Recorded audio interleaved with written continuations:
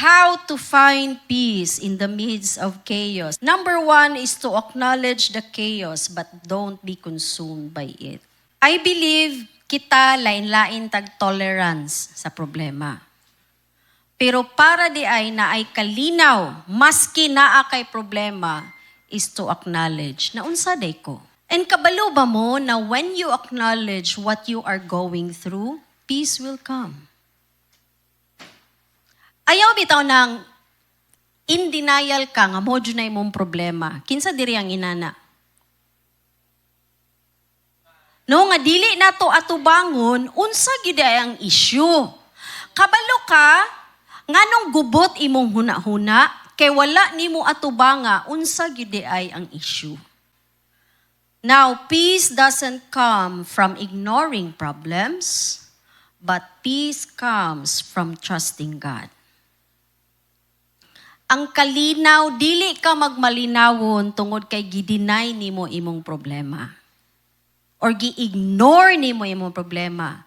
Pero muabot ang kalinaw sa dihang mosalig ka sa Dios maski naa kay problema. Now, kinsay makahinumdom sa passage sa Matthew 4 katong Jesus calms the storm. Sige daw, unsay nahitabo? Nice storm. No? Nagunsa si Jesus? Tulog guys, Jesus. Uy! Di ba bati kaya itong pamati anang grabe na itong lihok, no? Niya na isa nagtulog-tulog lang. No? Kanang pahayahay ba? Gipukaw si Jesus sa iyang disciples. Kabalo mo sa gingan sa iyang disciples? Lord, don't you care? Grabe sila ka-close ni Jesus, no?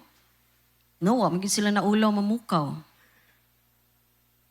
Kuya, pa dyan kay gistorya. Lord, wa kay pakialam, malunod na ta.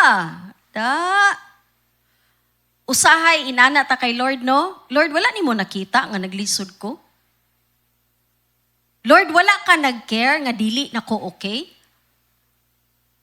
Unsay giingon ni Jesus?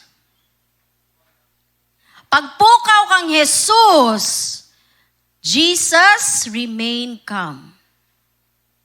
Jesus rebuked the wind and the waves.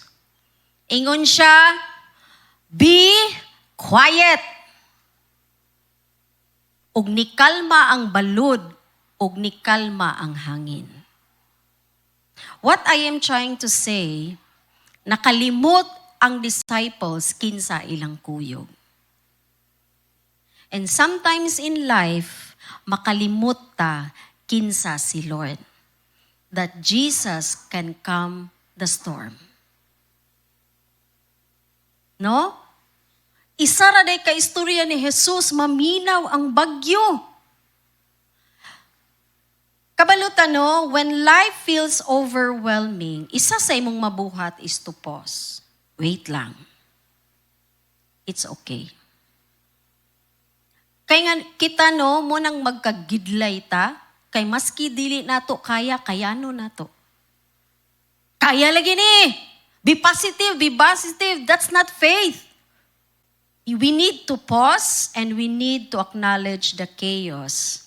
But remind yourself, God is still in control.